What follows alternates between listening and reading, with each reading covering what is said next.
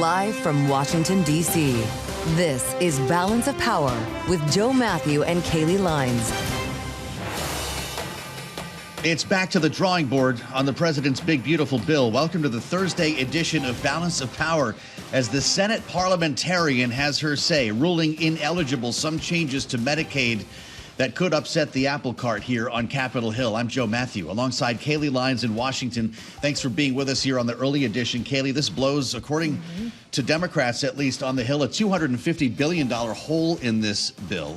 It could blow the timeline for passage while we're at it. Yeah, it's kind of a catch-22 here because on the one hand, this change to the provider tax potentially being taken out of the bill would appease the concerns of those Republicans who were not prepared to vote for this package over concern that it would disrupt specifically funding for rural hospitals. On the other hand, if you lose those cost savings you were just referring to and you send this thing back to the House where there's already plenty of fiscal conservatives who thought spending cuts did not go far enough, then it could be harder to get votes in the other chamber. Right. So it's complicating no matter what way you slice it. And reminding us that Elizabeth McDonough, the Senate parliamentarian, is at the moment the most powerful person in Washington. Yeah, and there are some calls today from the likes of Republican Senator Tommy Tuberville for her to be fired, to use his words, ASAP, though the Senate Majority Leader John Thune is not signaling, at least at this time, that he is willing to overrule the parliamentarian. Highly unlikely. So there's going to be some rewriting going on here. It's just a question of how it impacts the timeline and, of course, what the House is going to say.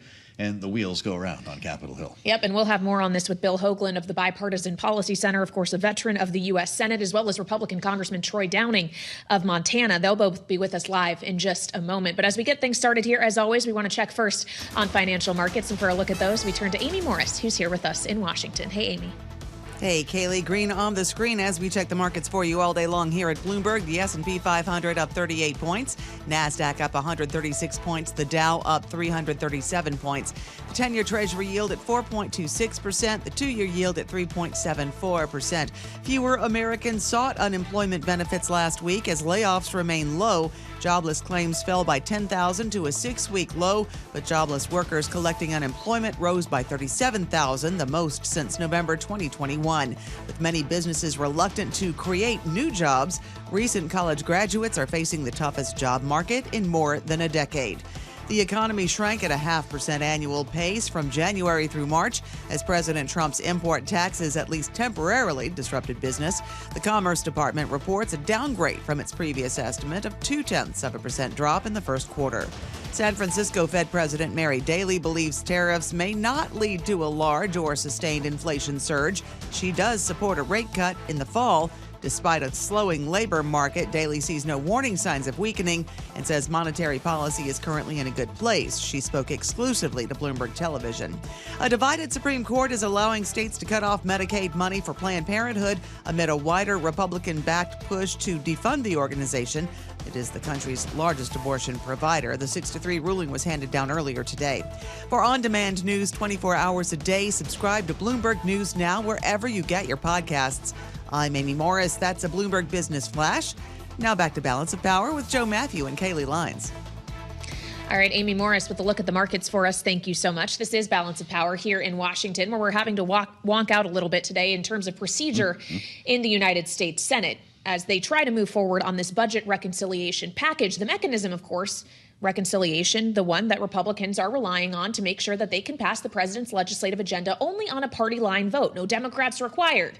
The problem is, if you want to use that process, the elements of the package need to pass muster with the Senate parliamentarian.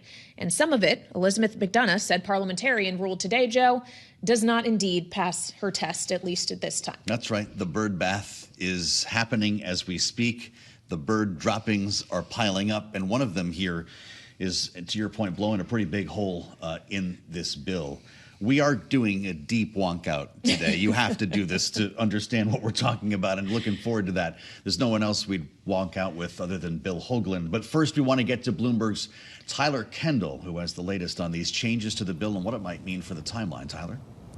Yeah, hey, Joe. So the Senate parliamentarian ruled that the provision lowering the Medicaid provider tax doesn't comply with the rules required for reconciliation that Kailey was just laying out there. Now, the Senate plan would have lowered the Medicaid provider tax over time to 3.5% for those states that did expand coverage under the Affordable Care Act. Essentially, according to that plan, that would have meant less federal matching funds for these states. So on one hand, this is considered to be perhaps a political win in that it takes off the table one of the most politically fraught issues that Senate Republicans were dealing with. In fact, many of the Republicans had raised concerns about what lowering the provider tax would mean, in particular for rural hospitals that utilize it to essentially up their funding. But on the other hand, it means less cost savings to the tune of $250 billion when you combine it with some of the other health care provisions that have been stripped out of this bill as part of the bird bath process. Now, we are still waiting on some additional details and clarity from the Senate parliamentarian on why this provision in particular does not meet that threshold, that level for reconciliation, since we know that any provision in this bill will have to deal with budgetary matters. But at the end of the day, Joe and Kailey, sources tell us that Republicans might try to rewrite this provision in some way to make sure that it does get through. But that could ultimately take time and delay the timeline to get this done by July 4th. It's a perfect outline from Tyler Kendall. Thank you so much, Tyler. And the idea of the changes to the provider tax, to give you a sense of how many Republicans, including Democrats, were outraged by this idea, many of them from rural districts where local hospitals and nursing homes were set to close. We asked Congresswoman Erin Houchin about this, Republican from Indiana, just last evening on the late edition of Balance of Power. Here's what she said. I'm going to hear from my hospitals back home. They're not happy with the Senate proposed version of this bill. We've heard from them loud and clear. We heard from them on the House side. This is a funding mechanism that keeps our rural hospitals alive. So whether we like the mechanism or not, we do have to give something in return or something in its place, and we're not ready to do that yet. So I think that what the Senate is doing goes too far. I'd like to see them dial it back to the House version. The House version, of course, was a freezing of the provider tax level, whereas the Senate is looking to actually reduce it. But again, the parliamentarian says that Senate plan, as it stands right now, is not going to fly. And for more, Bill Hoagland, Senior Vice President at the Bipartisan Policy Center, is joining us here in our Washington, D.C. studio. So, Bill, the operative words really are as currently written. This cannot fit into the reconciliation process. Do you have a sense of what maybe it is the parliamentarian is identifying does not work and how it could be tweaked in order for it to pass muster? Let me first address something that's we're wonky here this afternoon, as you say. The parliamentarian does not rule. Okay. The chair of the Senate, who's sitting in the chair, she advises the chair. So first of all, there's a real concern about the parliamentarian's ruling. She's not ruling. She is advising who's sitting in the chair. The chair can accept the advice or not accept the advice, which is an important point. Thank you. And I just want to make that clear. In terms of, I don't know. That's news to most people. We hear about the parliamentarian ruling all day long. You've got senators calling for her firing today, Bill. So that's a pretty important detail. I think that's so unfortunate. She is a career person. She's not political. She's just abiding by the law. And she is carrying out her responsibilities effectively. Reconciliation has become something that's much more than what it used to be. And people are using it for things that was never intended. This is supposed to be a budget act. Now, in terms of the provider tax, I don't know the specifics. I can tell you that I think we had a provision earlier this week that she said violated the Byrd rule, had to do with the SNAP program and a state match. It was a simple fix. It was a date. I don't know exactly what it is that's creating the current problem, but I do have a feeling that it's probably something that's fixable because this does save something like $280 billion, $250 billion over the next years. So I just want to make it clear that this is, I think we're rushing to judgment here. I think the staff now understand there may be some tweaks they have to make in the legislation. It may be greater than that. I don't know. But I don't want to put all this burden that the parliamentarian has ruled. She is advising. Well, I think the reason some people view this as being potentially something more definitive is because, by and large, the signal from Republican leadership to this point has been, we will abide by the guidance of the parliamentarian. Do you think if they cannot fix it, there's a chance that they actually decide to ignore her advice? Well, exactly. Now, what happens is she tells the chair, this particular provision violates the Byrd Rule. A point of order is well taken. At that particular point, the chair, who's sitting in the chair, that could be the vice president of the United States, could say, no, I don't think so. Mm-hmm. And I'm not going to rule that it violates it. Now, at that point, we're wonky. At that point, somebody can stand up, I question the ruling of the chair. Uh-huh. Mm-hmm. And at that point, it would require 60 votes to overturn the ruling of the chair. So the chair can make the final decision, and it would require 60 votes to overturn the chair. Huh. So it's possible that they could say, listen, we're going to roll the dice, mm-hmm. and we're not going to fire the parliamentarian. We're simply going to raise the point of order and waive the point of order if it comes to that point. So it sounds like Senator Tuberville should be calling for the firing of the chair, if anyone in this particular case, which I guess is not a very realistic idea. But so the idea, though, that this goes back to the drawing board, it can be rewritten in a way that may satisfy the parliamentarian. Absolutely. Yeah. And I have a feeling this does have a budgetary consequence, clearly, $250 billion. It does have a budgetary consequence. Yes. And so I think it meets that test. There must be something else in it. May be a date. It may be something. Mm-hmm. It's very restricted. But I think this is something that probably can be fixed by the staff. I don't know. I'm a bit fair about it. I don't know what specifically it was that created the point of her concern that it violates the Byrd Rule. Yeah. So we have a question of if it can be fixed, also a question of on what timeline, knowing that the Senate wanted to have a vote-a-rama this weekend, start the recess, come Monday, give it to the House, hope this thing is all said and done, signed by the president July 4th. What does that timeline look like now in your mind, Bill? I've been one of the more pessimistic ones about this. I think the July 4th deadline is kind of somewhat arbitrary in terms of we don't have to have this finished. And I think they can. I'm certain that's what the president wants, is to have it on his desk, but that requires getting it out of the Senate, and they're changing it, so it'll have to go back to the House. Mm-hmm. The House will have to be called back from recess next week to vote on it, to get it there by the 4th of July. There's still a lot of work to be done. It seems that you should slow down, take your time, do it right, and get the votes. Mm-hmm. Right now, I don't think they have the votes for what's in the Senate, let alone maybe what would be in the House. So it's going to take a little time here to still work this out. So I'm the one who probably will miss on this because, boy, there's a lot of pressure to get it done by the 4th. But I think that's a little bit too ambitious of a schedule right now. We always learn something when we talk to Bill Hoagland. Indeed. Really appreciate this, Bill. A tempering voice and a bit of a reality check, right, to some of the headlines that we've been hearing with the Bipartisan Policy Center. Bill Hoagland with us in downtown Washington, D.C., just a few blocks from where Congressman Troy Downing is right now. The Republican from Montana's 2nd District joins us live from Capitol Hill for his view on all of this. And Congressman, it's great to have you back with us on Bloomberg TV and radio. You hear the concerns about timeline now that the parliamentarian has slightly changed the picture on the Senate side. Can you still get this done? Will the House be ready to catch a long ball if the Senate throws it out there, say Sunday night or Monday? You know, I think I'm optimistic. We have had a lot of deadlines that people were saying there's no way we're going to hit, and we've still met those, and that's happened this entire Congress. So I'm still optimistic we can hit that deadline. I know there's a lot of work out there, but I'm confident in the good work on the in the other chamber and what we can get done in the House. Well, when we consider what's going on in the other chamber today, this decision or this advice from the parliamentarian that changes to the provider tax does not fall into what is eligible under reconciliation. Is that a good thing or a bad thing in your mind, Congressman?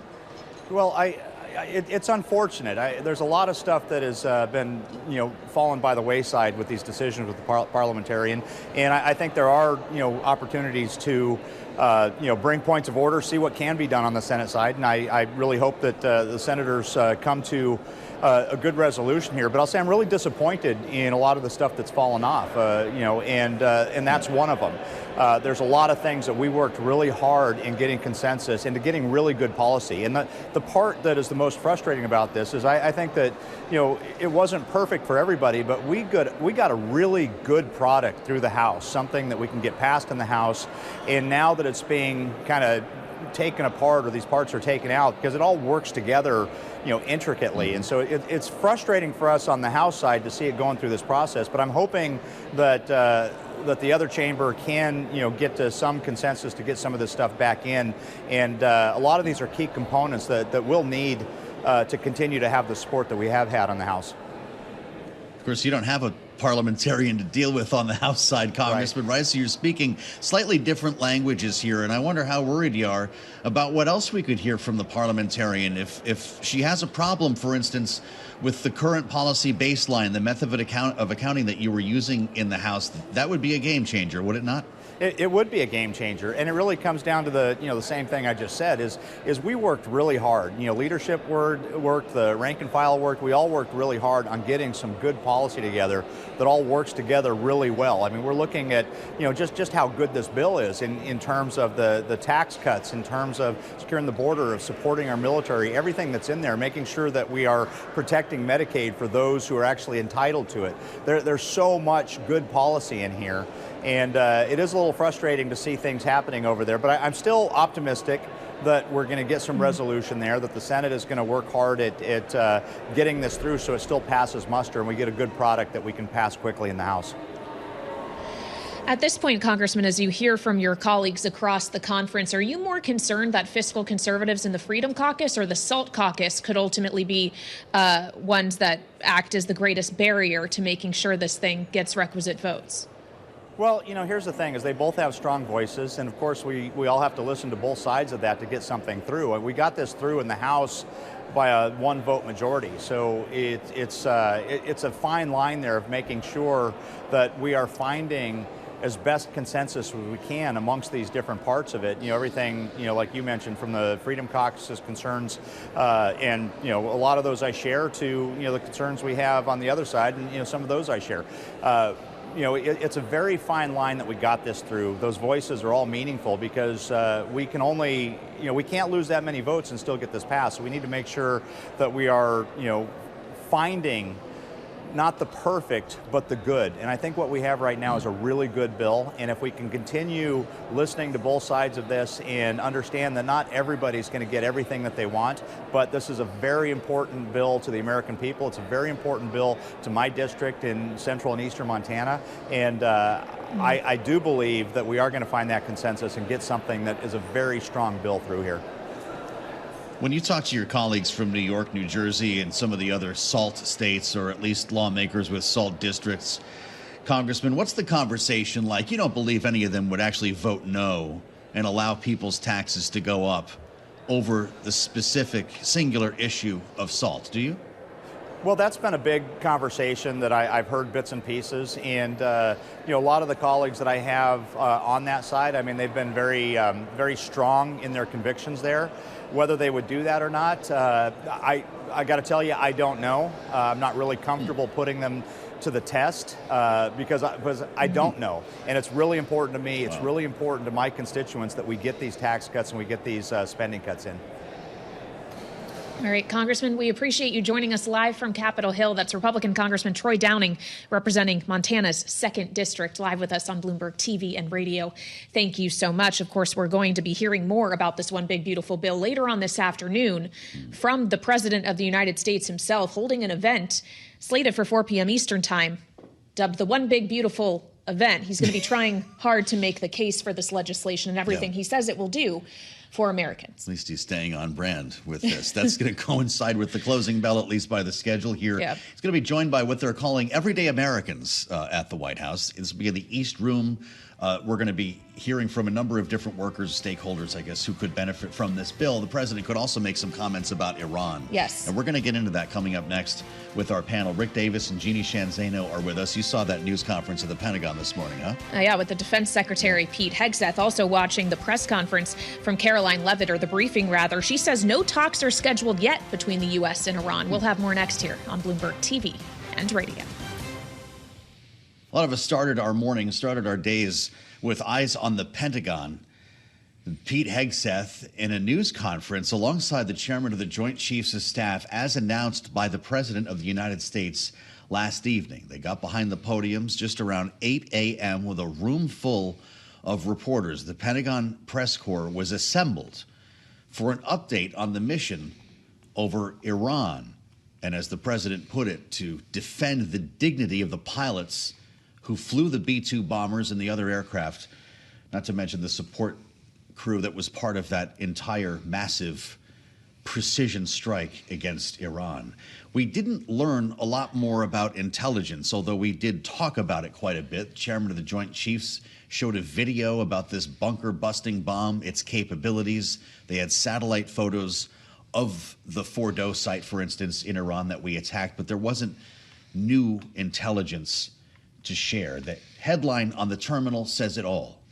Hegseth berates media as questions linger on Iran strike impact. The Secretary of Defense went out of his way to castigate reporters in the room. Listen. Because you, and I mean specifically you, the press, specifically you, the press corps, because you cheer against Trump so hard, it's like in your DNA and in your blood to cheer against Trump, because you want him not to be successful so bad, you have to cheer against the efficacy of these strikes. So let's play this now to our political panel. Rick Davis and Jeanne Zaino are both with us, Bloomberg politics contributors. Rick, of course, partner at Stonecourt Capital and Republican strategist. Jeanne, our Democratic analyst and senior democracy fellow at the Center for the Study of the Presidency and Congress. Rick, as we see the defense secretary quite literally calling out the press who was in the room for this press conference, what do you make of this strategy by the administration to undermine basically the news media and its coverage of this, rather than trying to iron out for sure first what we actually do and do not know about how effective these strikes actually were without having the intelligence in hand? Yeah, look, I mean, I don't think it's anything new. I mean, we've all lived through the era during George W. Bush where the Secretary of Defense then, Don Rumsfeld, would berate the press on a daily basis. Talk about, how they didn't understand what was going on, or that he had intelligence that they didn't have and he wasn't going to share it. And so this is nothing new in that regard. I would say it would do the press some good not to chase the speeding truck every time it leaves the garage. And then what I mean by that is there's a leak report. It's a draft report, and yet the press reported it as this is the conclusion. And we all know that they're still working on this thing. Today, the CIA came out and said Fedora was severely damaged, much more echoing the president's initial comments. We don't know where the president's getting his information, and we don't know the conclusions of this storyline when it comes to what is or isn't the future of the Iranian nuclear program. But you would think that it was a disaster, the attack that the U.S. put on Iran. And so I feel for the Secretary of Defense and his frustration. He can't control the media, but I think the media needs to learn to control itself a little bit, because it is almost borderline insulting to the military who risked their lives to do the attack to begin with. The last thing I would say about Secretary is he ought to quit calling the President of the United States Trump. He should call him the president. It's his boss. And if I kept repeating my last name of my boss over and over again, I think he would fire me. And I think that would be justified. Wow. All right. A pretty interesting read from Rick, and a pretty even-handed one, Jeanne. And I'm curious your thoughts on this, because, of course, blaming the media is the oldest trick in the book, and it's not something that we're unfamiliar with when it comes to this administration.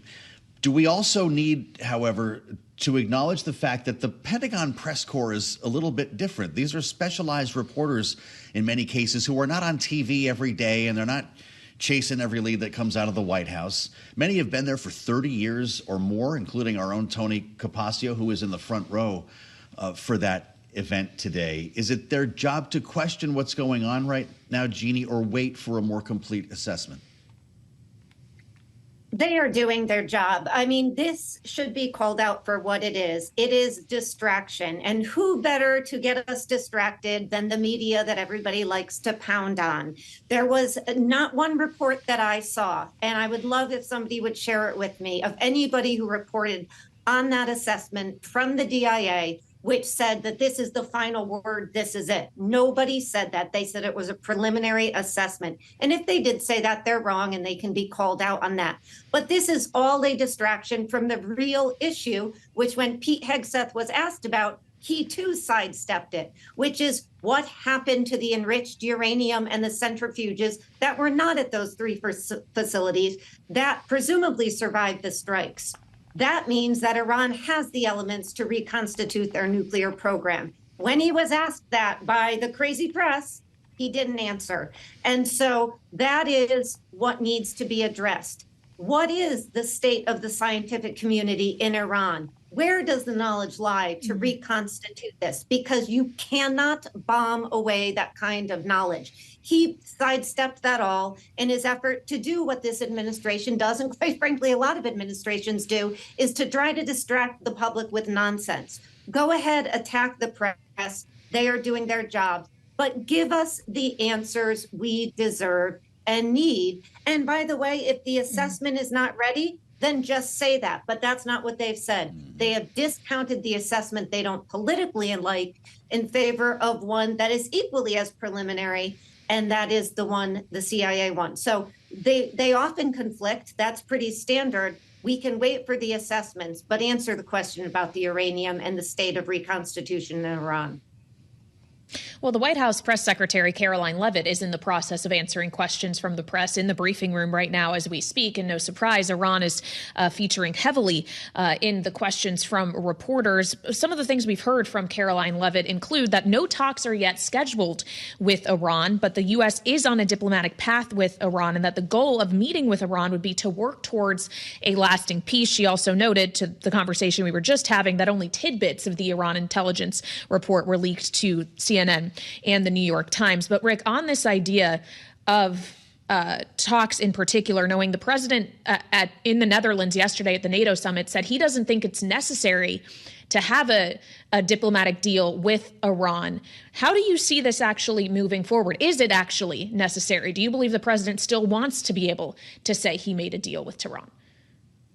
Yeah, I think that certainly the Republican senators, more hawkish guys I know, they want to see an agreement with Iran, and they want to see Iran agree to do no more processing of nuclear fuel, right? I mean, like they want an agreement that is verifiable by IAEA and other inspectors, and bypass this whole debate as to whether they could or couldn't do it, and get them to commit to not doing it. And if they commit to not doing it, then we can start doing things like taking off sanctions and looking at better diplomatic relations and all those things that we want to have, but it comes at a price. It comes at a price to, the Western societies who want fewer nuclear weapons running around the world. And so I think that initially the president's probably, first reaction of, hey, they can't make a weapon now. That may be technically true.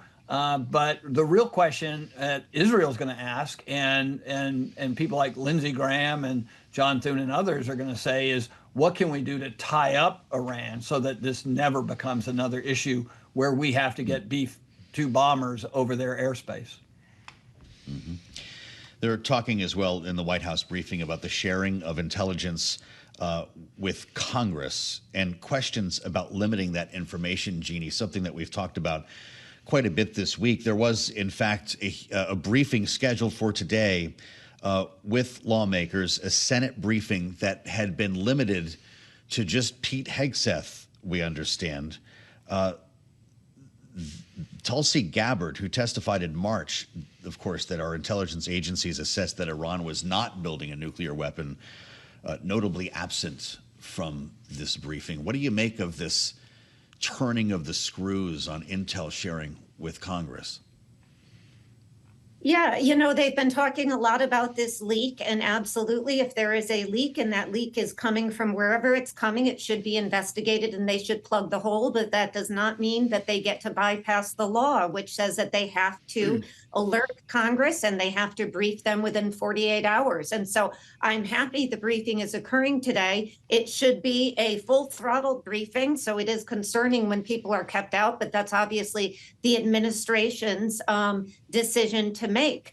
It is fascinating, by the way, that you have Donald Trump on the one hand saying that no talks are needed, but yet he cannot provide proof that the nuclear program is gone, because what would they do to ensure Iran will comply with this no rebuilding? I mean, that is the question that needs to be answered. And if you're not going to talk with them, how do you ensure that? And Congress has a right to know all of that. And so we are once again in a position where anybody who takes power in Iran going forward is going to say, we were hit because we didn't have nuclear weapons. The deterrent is nuclear. Let us go under the ground, AKA North Korea's model, and let us reconstitute. And the president, because he wants to say this was one and done, decades, and I solved the problem in 12 days or 12 hours or whatever he says, he doesn't want to deal with that very real, what would be a catastrophe for the West that Rick was just talking about. And that's what Congress deserves to know from our defense sector.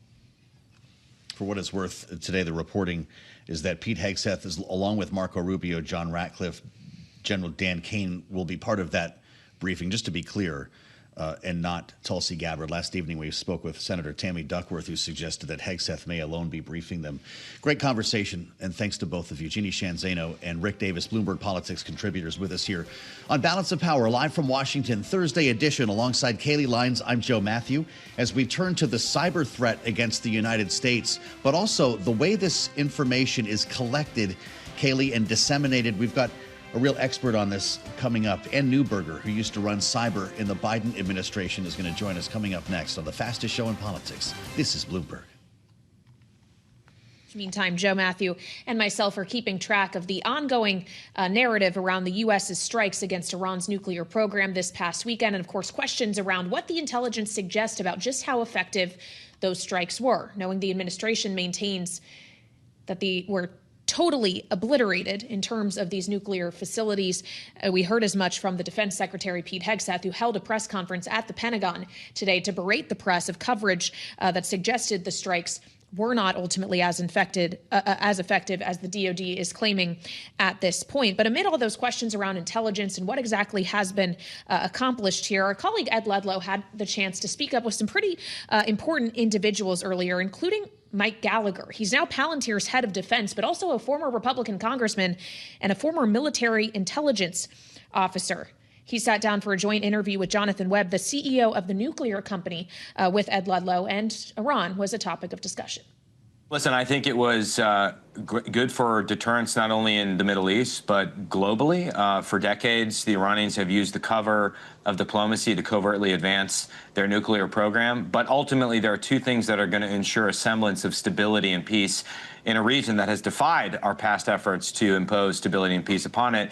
One is a credible, conventional, and strategic deterrent, which is why it's so important that we rebuild our defense industrial base in order to give credibility to our deterrent. And the second is the framework of the Abraham Accords and our ability to build off that historic level of rapprochement between Israel and the Sunni Arab Gulf states. And the thing that unites those at times strange bedfellows, the long pole in that tent, if you will, is the shared threat of the Iranian regime, the leading state sponsor of terrorism. Jonathan. Yeah, and where I'll jump in on that is to say there's a clear distinction between how you harness nuclear for power and nuclear for what we're seeing overseas as a potential weapon. I think it's important for your viewers that when we think of nuclear, 100 operating reactors in the U.S., roughly 100 over decades, not one person in the U.S. has died from radiation fallout. So even 3 Mile Island, that, if you look back at the stories in the 80s, the technology failed exactly the way it was supposed to. No one, as a result, you didn't see radiation fallout. We are the best nuclear operators in the world. We need to get back to building, because if we don't build nuclear power plants, it's China and Russia that are doing that. Really interesting conversation, Kailey, and it helps to set up our talk with Ann Neuberger as we try to learn more about the intelligence surrounding U.S. strikes against Iran. And it brings us back to the Pentagon, as we were just discussing this morning. The Secretary of Defense and the Chairman of the Joint Chiefs speaking deliberately about the intelligence gathering process and castigating reporters while he was at it in the role of Pete Hegseth this morning for not waiting for a more complete picture. Also, leaks of a preliminary report that was not fully baked. Ann Neuberger has spent a career in national security, now Payne Distinguished Lecturer at Stanford University, former Deputy National Security Advisor for Cyber and Emerging Technology in the Biden administration. She did join us on this program when she was in the White House and now in her new role. And it's great to see you. Thank you so much. You were a member of the NSA, and so you have unique perspective on this conversation that's taking place right now in Washington, D.C. What is your advice to our viewers and listeners who are trying to get their heads around what happened and seeing a lot of mixed reporting about news coming out of the intelligence agency? How long will it take to have a composite look at exactly what happened on Saturday night? So it's good to be here with you. And I would say first, as you noted, I'm no longer in the intelligence community, so I haven't seen the actual report. But I would say three things. First, assessing the impact of a covert nuclear program is complex. So you'd want all the different sources of intelligence that the intelligence community generates: imagery, signals intelligence, human intelligence, even the specialized unit in the Department of Energy that assesses nuclear programs around the world.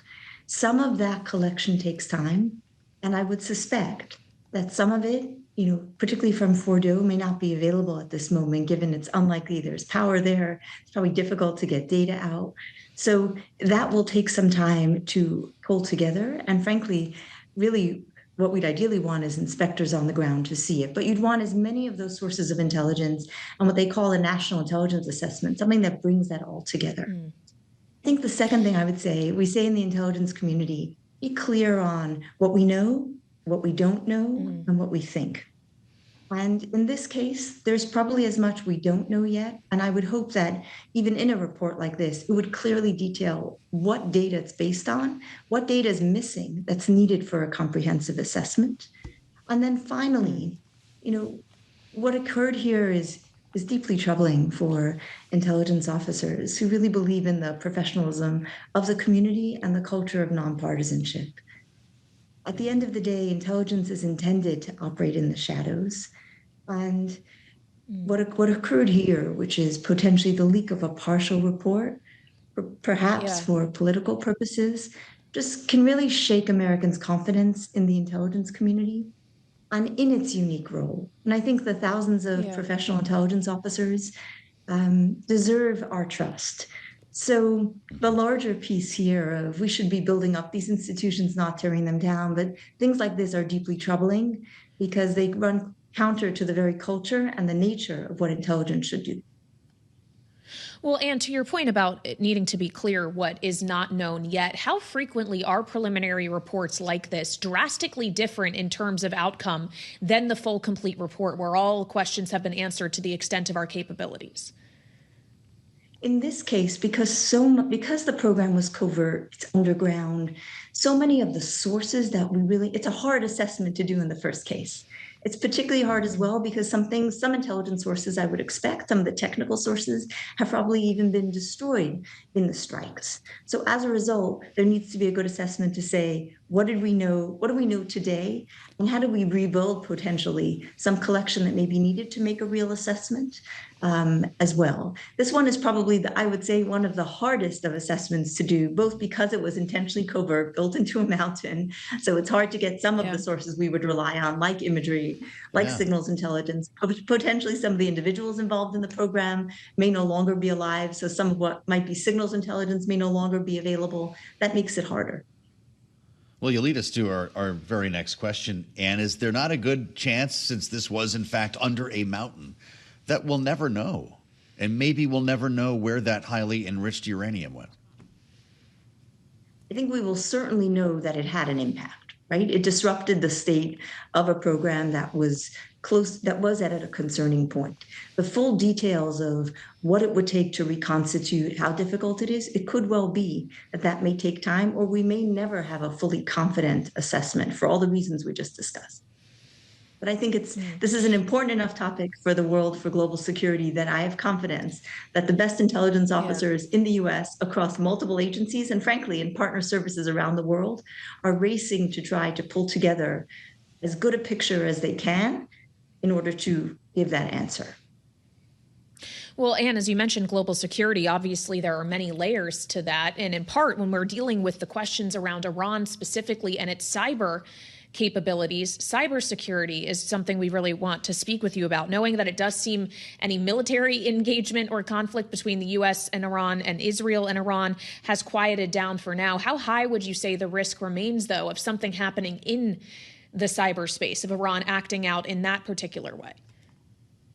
I think it's always wise to be prepared, but the risk is likely lower since Iran has responded.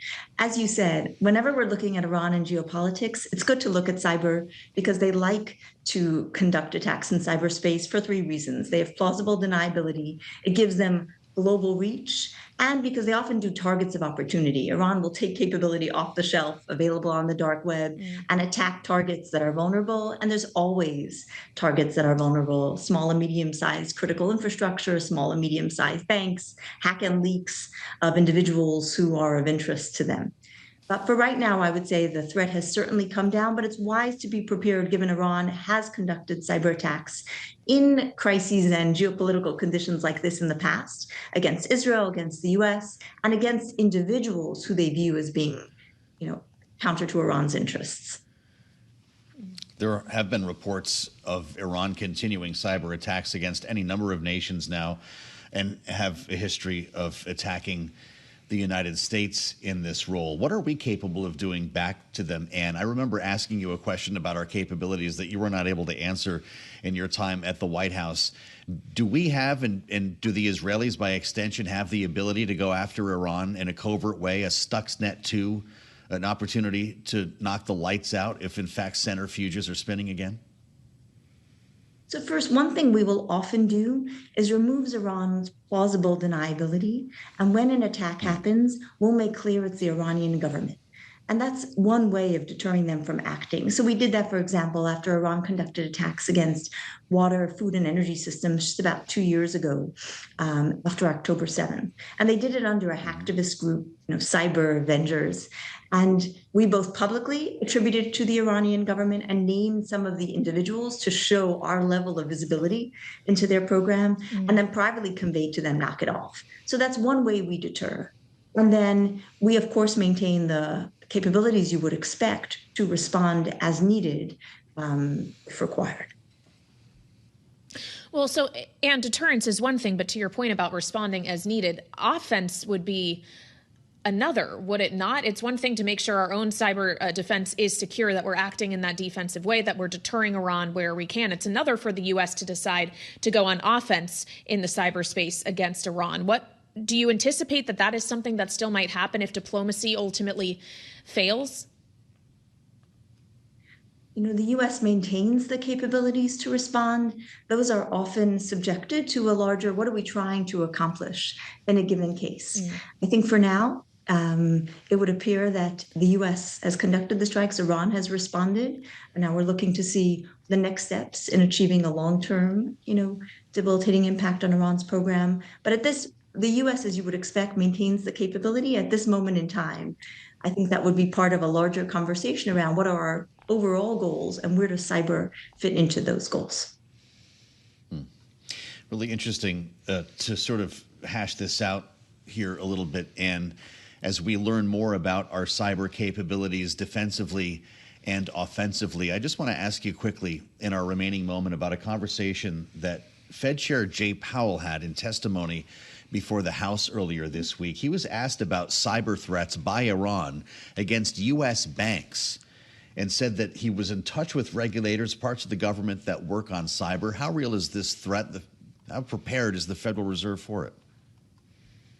Iran has conducted cyber attacks against U.S. banks in the past. Just about 10 years ago, they conducted denial of service attacks against banks' websites. They didn't have significant impact, but it certainly, shook people in terms of recognizing the reach of cyber attacks. And frankly, the fact that Iran viewed private sector targets as ways to convey a message. And we've seen that with, I would note, other countries as well. A large source of the North Koreans' money, since they're under such heavy sanctions, is hacking of crypto entities. They've gleaned billions of dollars in stealing crypto to finance their missile regime. So banks are certainly a target, whether for political purposes like Iran or whether for very practical money-raising purposes like North Korea. I would say our financial sector is one that takes these threats very seriously, both in coordinating across the sector.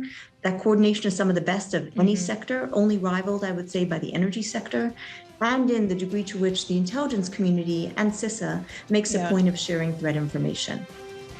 All right, Ann Neuberger, thank you so much for joining us. Former Deputy National Security Advisor for Cyber during the Biden administration, now at Stanford University. On this early edition of Balance of Power, we'll have an exclusive interview with the Commerce Secretary, Howard Lutnick, at the late edition at 5 p.m. Make sure to subscribe to the Balance of Power podcast to hear our full conversation with Ann Neuberger. Go to Apple or Spotify, whatever platform you prefer. Subscribe and listen anytime at our website, Bloomberg.com.